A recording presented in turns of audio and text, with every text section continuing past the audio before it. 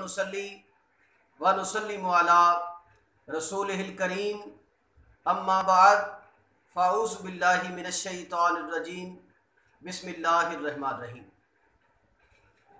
नाज़रीन मोहतरम, अस्सलामु अलैकुम व रहमतुल्लाहि व बरकातुहू। मैं हूँ पीर रियाजुल हसन हाशमी। आप देख रहे हैं मेरा यूट्यूब चैनल। नाज़रीन मोहतरम, आज मैं आपकी खिदमत में एक कुरान पाक की अजीम दास्तान, अजीम वाक़या आपको सुनाना चाहता हूँ। आज का जो वाक़या है ये मैं आपको जनाब हज़रत अबू तालिब अलैहिस्सलाम से मुतल्लिक़ सुनाना चाहता हूँ कि कुरान पाक में बनी इसराइल के बारे में अल्लाह ने एक मर्द मोमिन की कहानी को, उसकी दास्तान को और उसके खूबसूरत पैराए को, वाक़े को अल्लाह ने अपनी लारैब किताब में हिस्सा बनाया है। तो मैं आपको वो वाक़या सुनाता हूँ। बनी इसराइल में एक शख्स था जो कि फ़िरौन की फ़ौज में से था, बल्कि उसकी फ़ौज का सरबराह था। उसकी फ़ौज में उसकी बड़ी अहमियत थी। बास ने उसके नामों में इख्तलाफ किया है।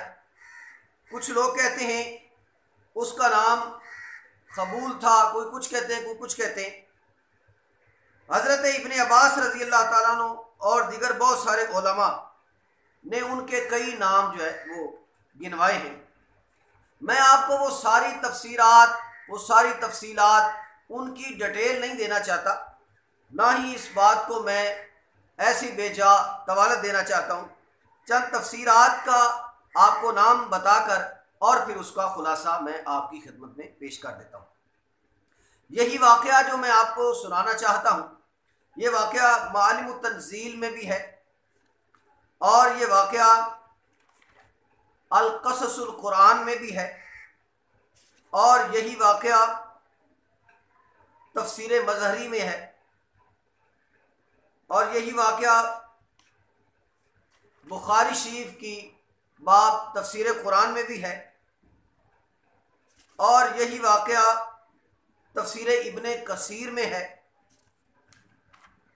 यही वाक़या दुर्रे मंसूर में है और यही वाक़या तफसीर इब्ने अब्बास में और दीगर बहुत सारी तफसीर में। यूँ कह लीजिए कि ये वाक़या चूँकि कुरान का वाक़या है, लिहाजा कोई सी भी तफसीर निकालेंगे, हर तफसीर में ये वाक़या आपको मिल जाएगा। वो वाक़या क्या है? वो वाक़या यूँ है कि अल्लाह तबारक व तआला ने हज़रत सय्यदना मूसा कलीमुल्लाह अलैहिस्सलातु वस्सलाम को शान नबूवत और रिसालत से नवाजा।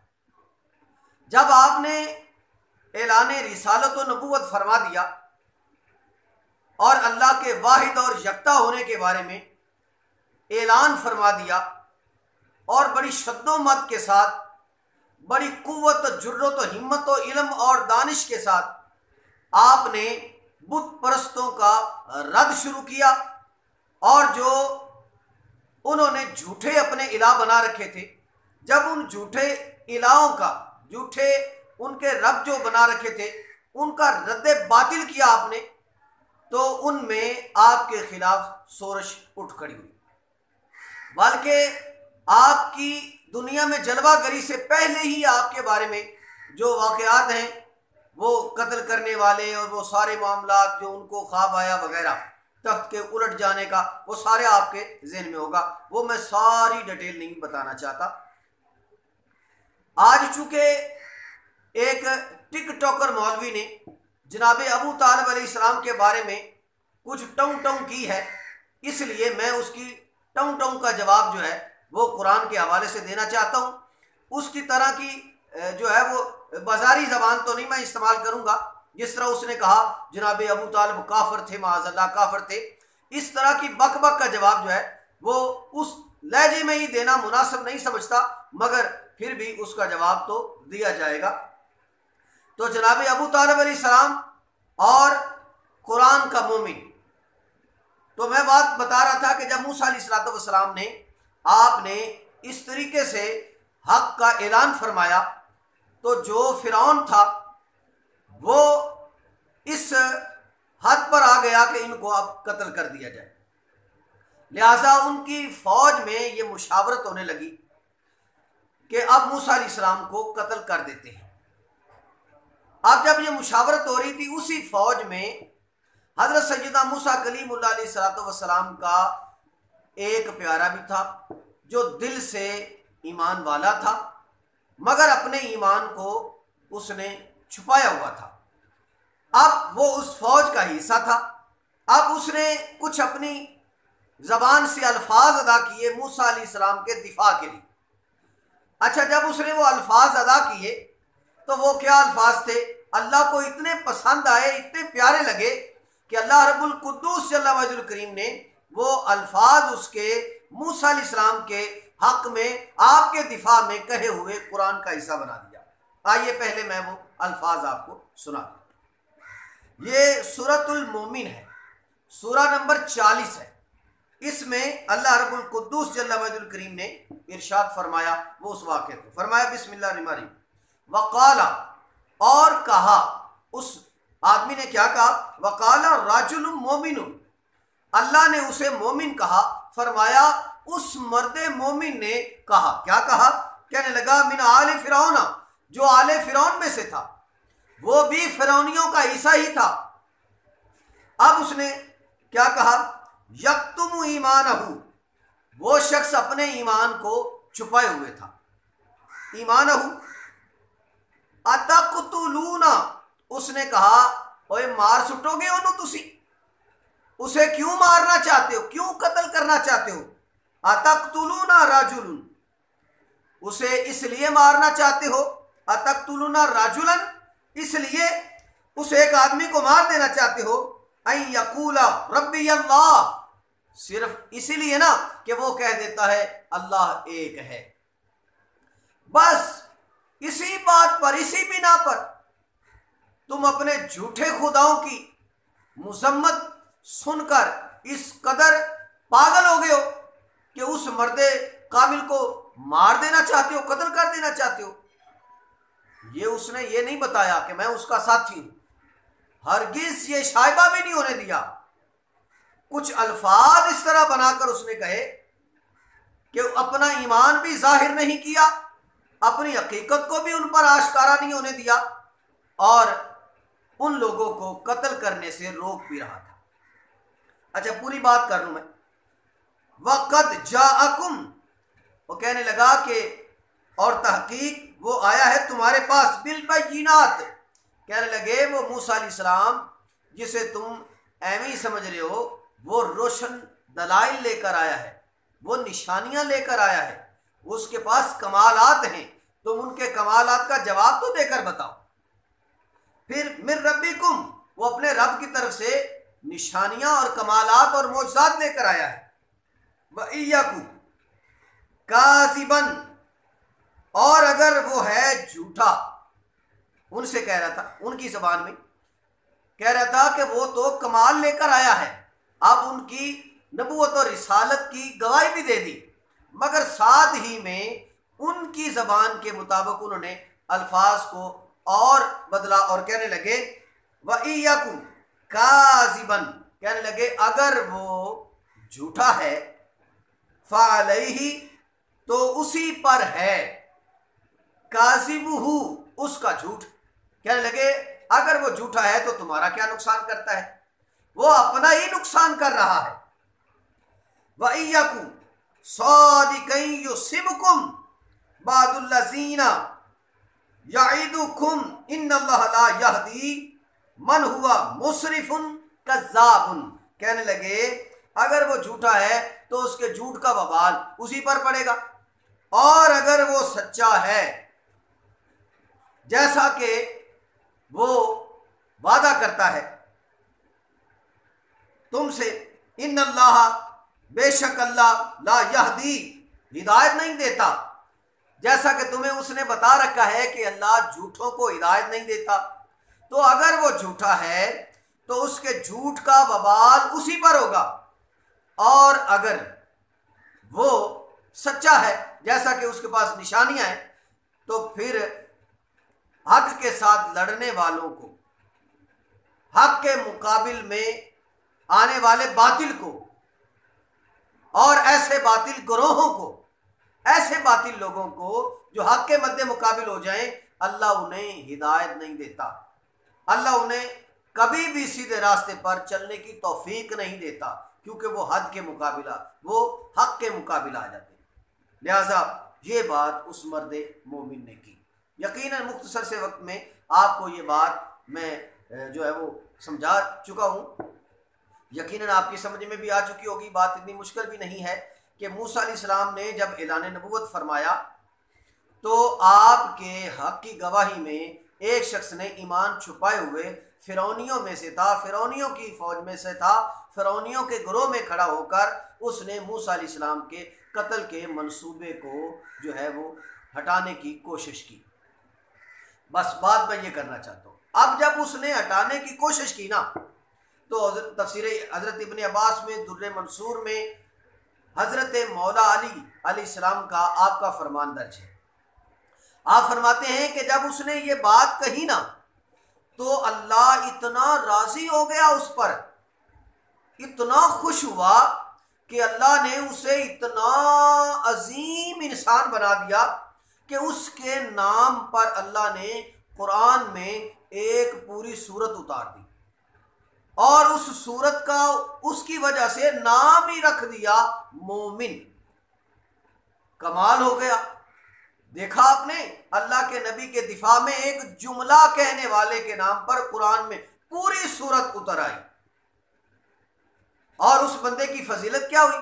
فضیلت یہ ہوئی کہ حکم ہوا اللہ کی جانب سے، محدثین اور مفسرین نے فرمایا کہ اگر اس بندہ مومن کے جس نے ایک جملہ کہا نا موسیٰ علیہ السلام کے دفاع میں، اگر اس کی اس نیکی کو ایک پلے میں رکھا جائے، مشرق ایک پلے میں ہو، مغرب ایک پلے میں ہو، شمال ایک پلے میں ہو، جنوب ایک پلے میں ہو، تمام حجر ایک پلے میں ہو، تمام شجر ایک پلے میں ہو، تمام نباتات ایک پلے میں ہو، تمام حیوانات ایک پلے میں ہو، گویا کہ ساری کائنات کو اگر ایک پلے میں رکھا جائے اور اس مرد مومن کے اس ایک جملے کو ایک پلے میں رکھا جائے تو اللہ نے اس کو یہ فضیلت عطا فرمائی۔ محدثین فرماتے ہیں کہ اس کا ایک جملہ ان ساری کائنات کے وزن سے بھی زیادہ بھاری ہوگا،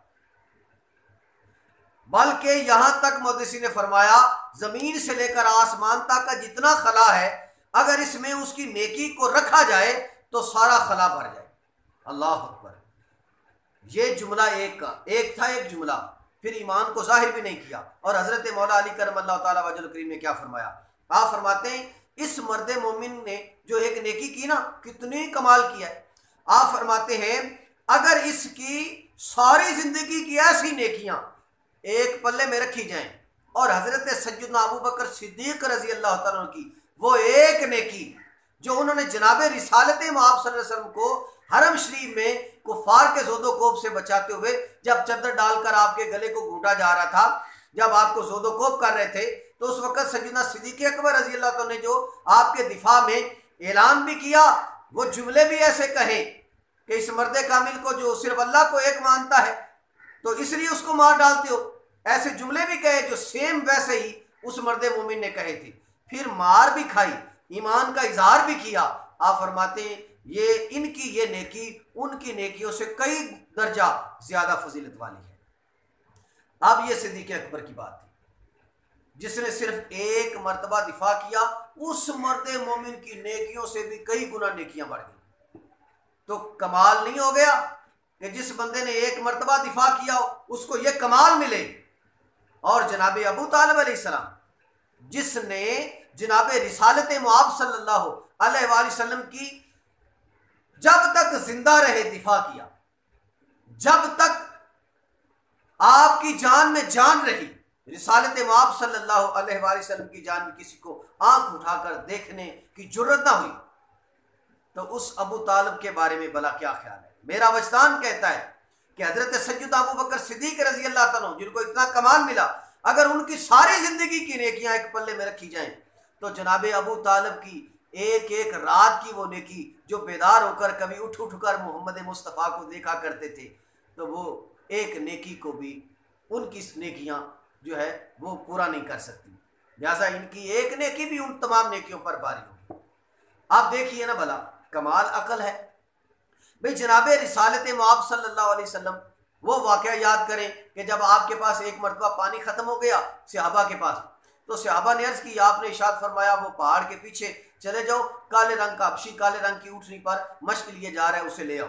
لے کر آئے، اللہ کے نبی نے اس سے پانی طلب کیا، اس نے دے دیا، آپ نے مشق کے دہنے پر اپنا دست مبارک پھیرا اور فرمایا اس مشق سے پانی بھر لو۔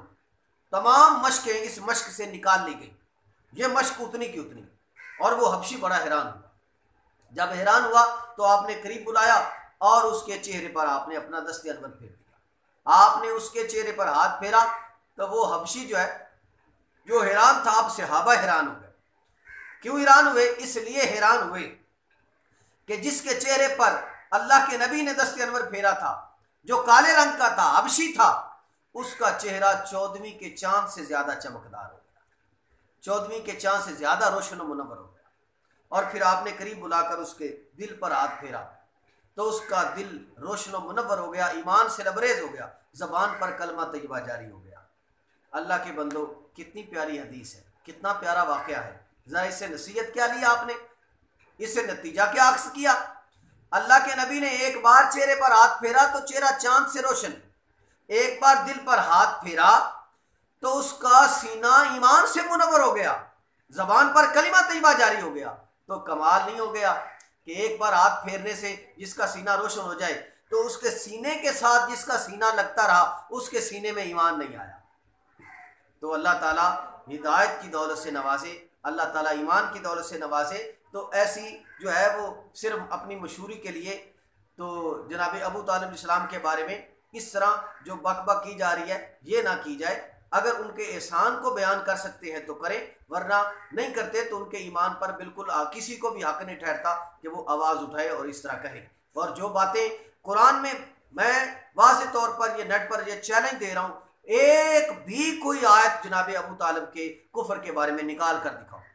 جو لگائی جاتی ہیں وہ چسپاں کی جاتی، من گھڑت طریقے سے لگائی جاتی ہیں، حالانکہ ایک بھی آیت جناب ابو طالب کے مخالف میں نہیں ہے۔ ہاں ان کے حق میں ضرور ہے۔